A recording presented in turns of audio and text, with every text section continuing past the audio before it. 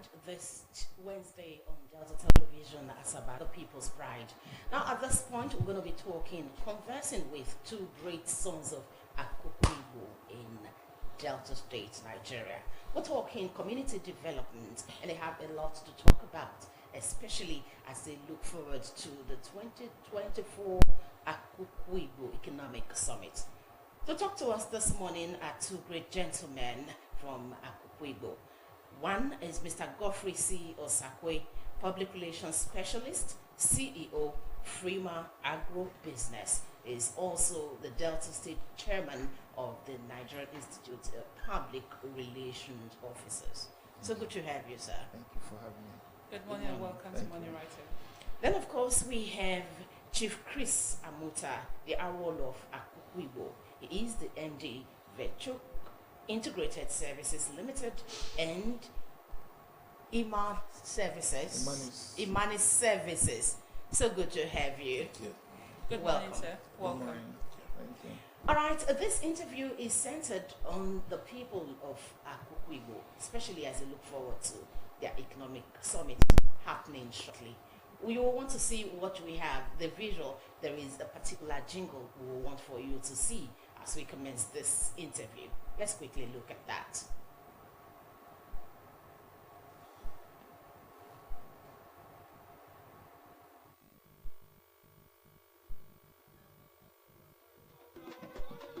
Get ready for Akukwibo Hybrid Economic Development Summit 2024. A groundbreaking initiative designed to unite and engage diverse stakeholders for collaborative partnership towards the accelerated development of Akukwibo and its environs. So please join us on Saturday, 28 December 2024 from 10:30 a.m. at Akukwibo Town Hall, Oshimili North Local Government Area of Delta State. Or online via Zoom, Google Meet, and X Space as we set the roadmap for accelerated development in the areas of infrastructure, human capital development, energy, cottage industries, housing, transportation, sports and culture, health facilities, security, waste management, and environmental sustainability, among others. Be part of this positive change. Be part of the future.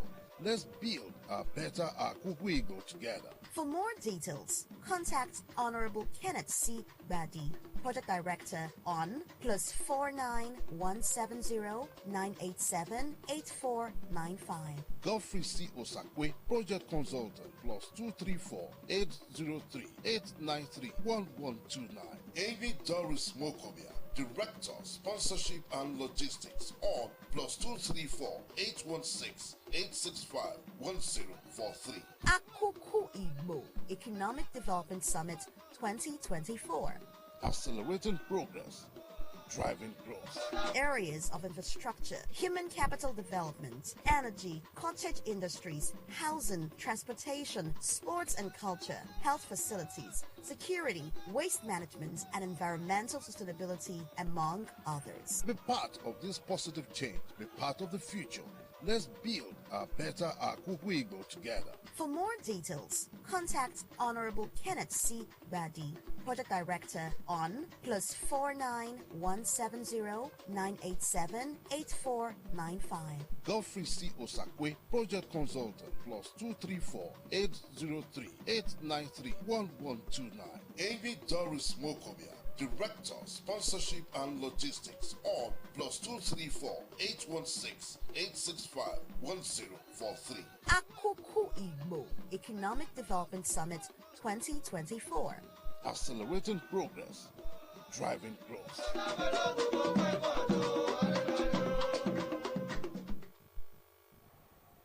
All right, welcome back. This is what is happening very soon in Akukwibo, the North Local Government Area of Delta State, Nigeria. We'll come back to our guest this morning. Let's start with you, Mr. Godfrey Osakwe. Let's talk to us about the Akukwibo Economic Summit. Well, thank you so much, and I must thank DBS for creating this platform for us to come talk about the upcoming Akukwibo Hybrid Economic Development Summit. Yes, Akukwibo Hybrid Economic Development Summit is an integrated summit conceived by great minds from Akukwibo to see how we can push the trajectory of the economic development of Akukwu Igbo. You will agree with me that in today's world, what we are having today is what they call circular economy.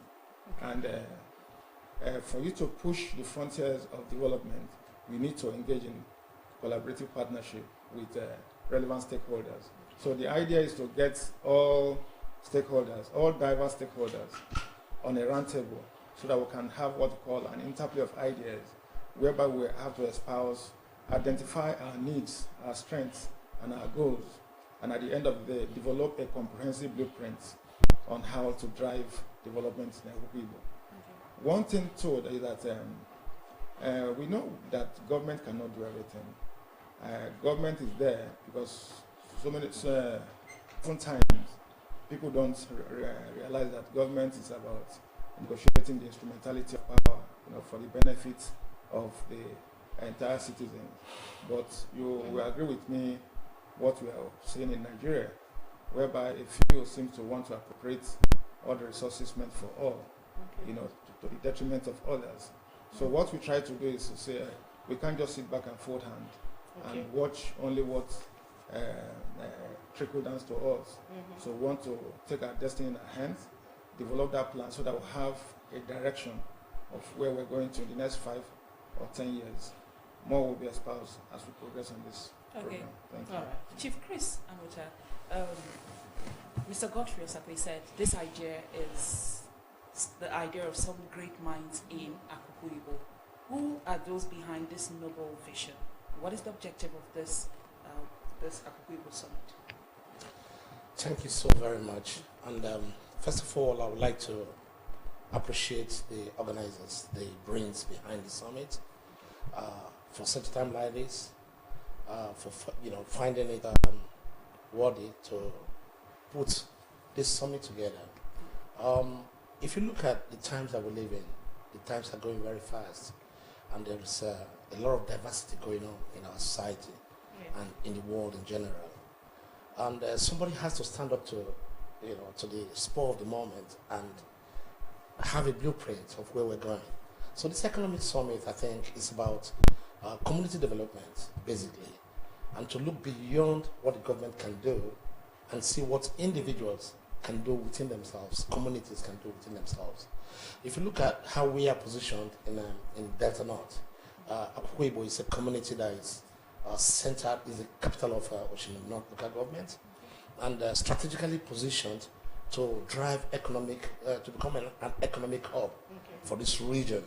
If you look at how we have evolved in time, you will see that this is the time to talk about an economic summit. Development is coming from north, south, east, and west. From the Ubolu axis, we have a fast line, a fast lane, a fast track that you can go from Asaba to Akukwu Igbo in 10 minutes. No travel road, flat land, security, all secured. And we have electricity too, which is the base of development. And it's coming straight to Akukwu Igbo on a 33 line. And that calls for the land to be ready. So this economic summit, I believe, is a kind of awareness. The brains behind it are creating awareness. They're sensibilizing the community in anticipation of the economic development that is coming. That has come. What are the brains behind this? Exactly. We want to find out exactly absolutely, who the brains absolutely, are. Yes. absolutely. I'll come to that. Okay. I'll come to that. I'm just trying to let you know where we are geographically. Okay. If you see from the Ubulu axis, development is coming. From Otulu axis, development is coming. So this is the new El Dorado of Delta State. Okay. The lands are fertile, and the lands are appreciating in value so much that we need to get the land ready with an economic summit. The brains behind it. You see, if you go back to the Bible times, you will see how people are called. A group of gentlemen from diaspora put themselves together and said, if you look at the power of the diaspora, I am in diaspora myself. Having been in diaspora for more than 35 years, we copy things from outside and bring them home. And that will strengthen the economic strength of the people. Okay. So I believe the gentleman that really motivated it, Dr. Kenebandi, is a man that is driven with passion, driven with vision, and is making the vision very clear. This economic summit is going to bring out a blueprint that the community can develop on. So Okay, I so- appreciate that. Thank you. Okay then. Okay, how can the partnership between communities and government at all levels be sustained for sustainable development? Taking example of the Akuku Igbo case. You see, if you draw a SWOT, a SWOT analysis of our community, Okay, let's understand the SWOT analysis. yeah, our strengths, our weaknesses, Weaknesses. and threats. Okay, So we begin with the strength of the people okay, to harness this power that is coming and the sustainability of economic development. The land is very stable. okay, There's peace in the land, but we want more. okay. There is structure in the land, we want more. So any economic investment in our place can be guaranteed that it will be sustainable because we have all these facets, all these structures put in place. So that's what we're strengthening. We're strengthening peace, we're strengthening development, and we're strengthening coming together to make it comfortable for the development that we all envision. Okay, so we imagine where this started from, where the individuals who are putting this together got their inspiration, and how and why it took so long for these individuals to come up with this for the first time this year. Well, I will have to come in here. Okay. The individuals, like my senior brothers rightly mentioned, is a vision that was conceived over the years. But because of, like you mentioned, it's a partnership between great minds from the diaspora and some critical stakeholders, concerned stakeholders, let me use the word concerned stakeholders in Nigeria. Okay. So for long we have been nursing this idea because we watch where our community is going. Like you rightly mentioned, from Asaba to Akuku Igbo, it's about 20 to 25 minutes on a good day. We have a good network of road. We thank the former governor and the present governor for the effort trying to open up that access. And over time, we will also agree that no community is devoid of its own challenges. So we have our own challenges as a community, so to speak. But now, we cannot just sit and watch the challenge consume us. The reason why some of us decide to brave it, let us push. Because, like you mentioned, we don't need everybody to engender change. Change can start with one person, so to speak. So, having said that, the question you asked about how to engage the government, we have great minds, people who have served this nation with all the fiber of their being. We have men and women who have contributed positively to the upliftment of Nigeria, the nation state, and we are still contributing. We are peace-loving people. We are friendly. We are not adverse to development. We have always been progressive in terms of trying to key into what will engender love and peace to humanity. So we are like more of a good bride that government can come and carry us and do the needful. Like Akuku is central. Like maybe in the course of our discussion, that we have a very good topography, good arable land. Like the name Akuku denotes. Akuku simply means the big farmland, very fertile land. So that is a very big hub for economic or agricultural development, where the issue of food security that we are all suffering here in Nigeria can even be addressed, so to speak. So that's for that. Okay, all right. Chief Amuta, it's obvious that this summit aims to address economic development and economic growth. But what are the key sectors that this summit will focus on? Generally looking at it, he rightly mentioned about development of agriculture, which is the base of our people's. That's what we've done over time. Agriculture can be done in a faster and more profitable way. We are employing that. We are bringing new technology into it, and most importantly, education. We are trying to allow the people, give them information into the realities of present economic terms. You see, there are so many things happening that if you're not told, you will know. So we're going to bring in education into the place, so educating the people on economic realities of the moment by using technology, bringing ICT abilities and etc.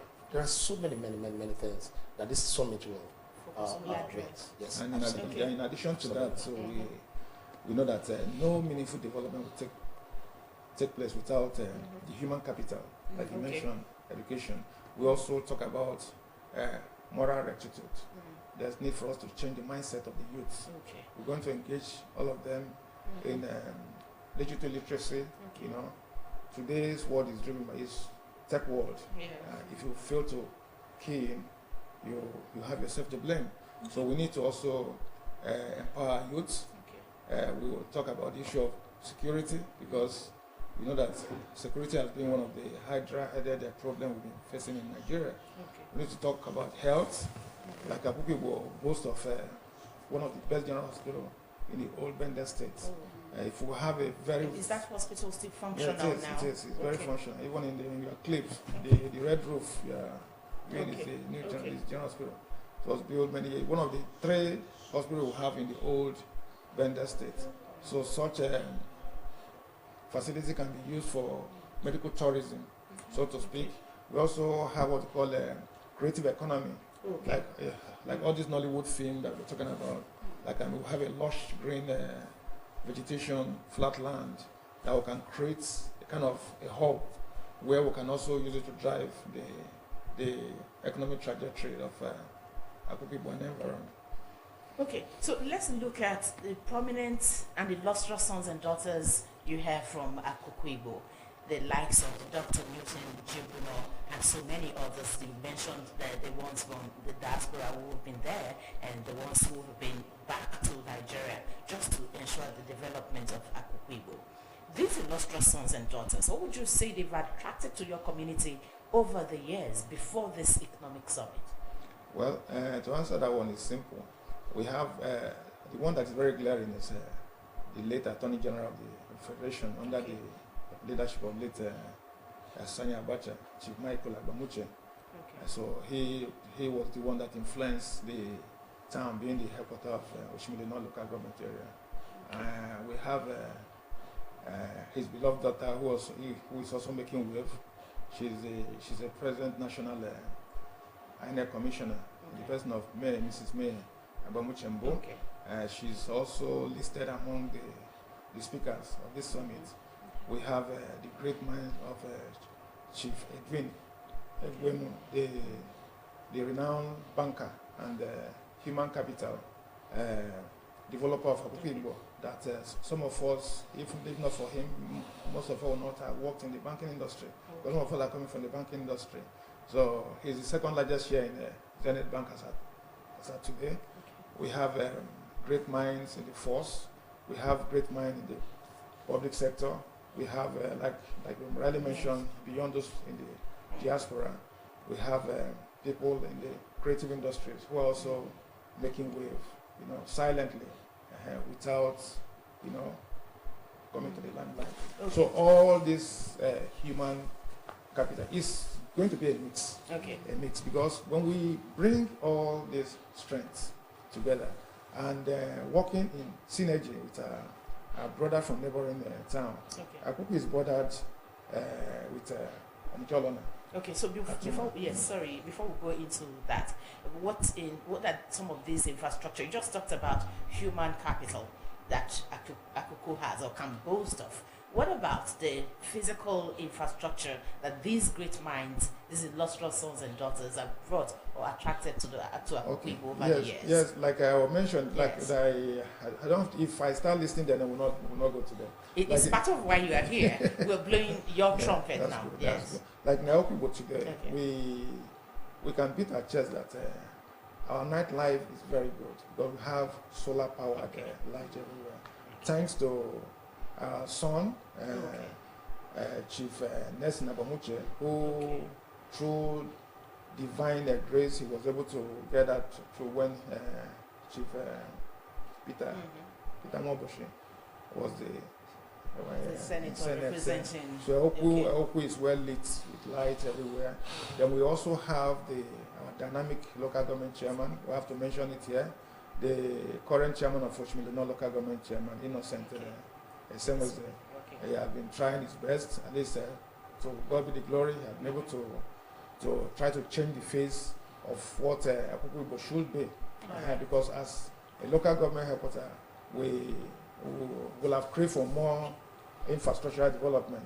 If the previous chairman had done what he is currently doing, so we're very proud of what he is doing. We have great mind, like beyond that we have social services, having a medical outreach, because if there's no good health, communities is bound not to thrive. So we have sons and daughters who are also engendering services in terms of empowering scholarship programs and all whatnot. So I believe these are some of the developmental issues that we're You have something, you're Just itching to to say something. Yeah, just to add to that, to add to his input, I'd like to talk about how, going directly to what you asked, how individuals have participated or brought about development. You see, we are a very resilient society, and our people believe in our land. Absolutely, that's the reason for all this. Individually, wherever an Akuku person is found, he takes everything he has home for development. You will see that result in so many areas of economic endeavor. Like in the oil and gas industry, we have a thriving filling station that's upcoming, attracting. And in areas of development in general, if you look at, I talked about Akuku being the next El Dorado of Delta North. You say, what have we put in place? You have individuals who are investing in properties, in property development, acquiring, not just selling our land. We're not doing that now. We're developing our land. We are getting the land ready for development. When you see large estates coming up, most of these large estates are owned by or economically being engineered by some of our indigents who are participating in the economy. They buy large space of land and get it ready for development. More like real estate. Real estate. Okay. I don't want to start. Yes, I don't want to start mentioning names, but we are active in that. And Akuku Igbo sons and daughters, they believe in the land and they are bringing things there. Starting from Chief Ebeno, who we talked about, he invested in agriculture and also human development, because you have to get the people ready. Exactly. So if you don't give them enough education or expose them, in diaspora, everybody in diaspora, from the US to the UK, everywhere, we are bringing in all our ideas. You have the young. You actually, yes. You have the young. I want to mention a young man. The young new Abumuche generation who is also interested in development. Every little way they can, they are bringing things back. I like the vibrancy with which you are expressing what's been going on in Akuku Igbo and what we're expecting. He has something. He's been itching to say something. Yeah, I think to add more, because I forgot to mention it. We also want to use environment, sustainable environment, beautification. Because if we make Akuku Igbo an eco-friendly community, we can use it to drive the developmental narrative of Akuku Igbo. Our renowned environmentalist, Chief Newton Jibono, even at 87, see him still pushing the frontier for development, which to us, we see it as a huge challenge. If at that age he's still interested, as at today, you see him going about campaigning for people to start planting trees, because trees sustain humanity, because we breathe in oxygen, isn't it? So, and trees also trap carbon.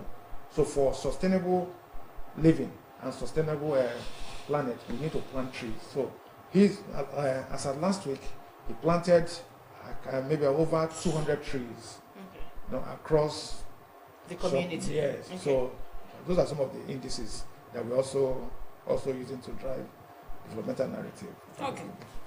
From your explanation, this summit is put together by great minds from Akuku Igbo. Most of them are based in diaspora. Nigeria. Are there any plans in place to attract investors to Akuku Igbo, especially foreign investors, to the community to drive economic development? Sure. To answer that question, part of the panel of discussions is how we can leverage the power of diasporans to attract development in Akuku Igbo. If you go to some community, I will mention it. If you go to Ukunzu, for example, Ukunzu is in Anyocha North. You need to go there and see the kind of road network that they have there. It's a result of there are folks who are in diaspora who are able to network some of the NGOs that work on environment that has issue with erosion, and you're able to do that. So we have people, like our people, for example, now, we have need to have a recreational park.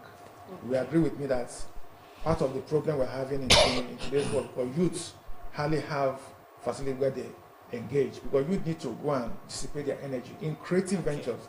But because in the absence of all this, you see them engaging in vices that will put them in trouble or jeopardize the community. So the power, the idea is that we're going to network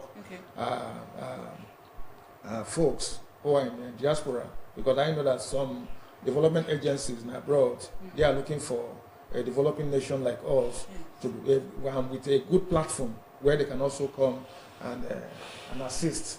So that is it. Okay, we read, or we know that some Akuku Igbo sons and daughters have been vital part of government over the years. To what extent do you think these officials and sons and daughters of your community have impacted on the community? Well, to answer that question, they have tried.